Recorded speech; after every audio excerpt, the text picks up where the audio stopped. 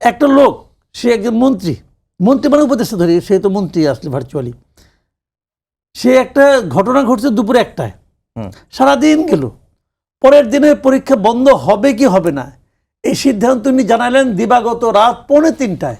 তাও উনি জানান নাই, তাও কিন্তু উনি জানান নাই, জানাইছে অন্য একটা মন্ত্রণালয়ের একজন উপদেষ্টার ফেসবুক পেজ। মাহফুজ আলম ফেসবুকে স্ট্যাটাস দিয়ে জানাইছেন, মানে এখন জনগণকে কোনো সরকারের সিদ্ধান্ত জানতে হলে ফেসবুক ফলো করতে হবে মধ্যরাতের পরে। তো এটা যখন হয়, তো এটা পৃথিবীতে হয় নাকি রে ভাই? এবং তথ্য মন্ত্রণালয়ের মানে মাহফুজ আলমের সেই ফেসবুক পেজের যে স্ট্যাটাস যে কালকে পরীক্ষা স্থগিত, সেটাকে আবার সাপোর্ট করে কিছুক্ষণ পরে আরেকটা ফেসবুক স্ট্যাটাস আসছে, সেটা হলো আসিফ আহমেদ সজীব ভুঁইয়ার। মানে দুই ইয়াঙ্গাস্ট, দুই অনভিজ্ঞ এবং কনিষ্ঠতম দুই উপদেষ্টায় আসলে বেসিক্যালি মনে হয় এই গভর্নমেন্ট চালাচ্ছে। অনেক সিদ্ধান্ত দেখি ওরা দেয়, ফেসবুকের মাধ্যমে দেয়, এবং ওটা ঘটে, তারা যেটা বলে ওটা হয়, এবং তারা যেভাবে বলে সেভাবেই হয়।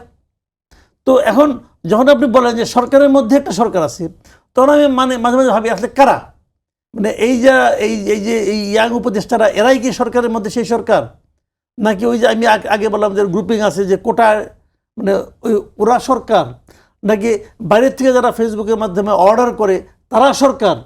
তো এটা আসলে বলা বড় কঠিন। তবে আমার ধারণা অধিকাংশ উপদেষ্টা বয়স্ক, তো ওনারা আসলে মানে নিজেরা হয়তো অতটা চিন্তা করার বোধহয় ওনাদের সেই সক্ষমতা নাই এখন বয়সজনিত কারণে। সেক্ষেত্রে যদি এই ধরনের কিছু একটা পেয়ে যায়, মনে করতে এটা তো ভালো, শুনতে ভালো শোনা যাচ্ছে, আবার এটা যদি না করি তাহলে আবার বাইরের থেকে কি গালাগালি করে তার তো কোনো ঠিক নাই, হয়তো গালাগালি ভয় তারা এটাও করে, এটাও হতে পারে, আমি জানি না ঠিক। জি।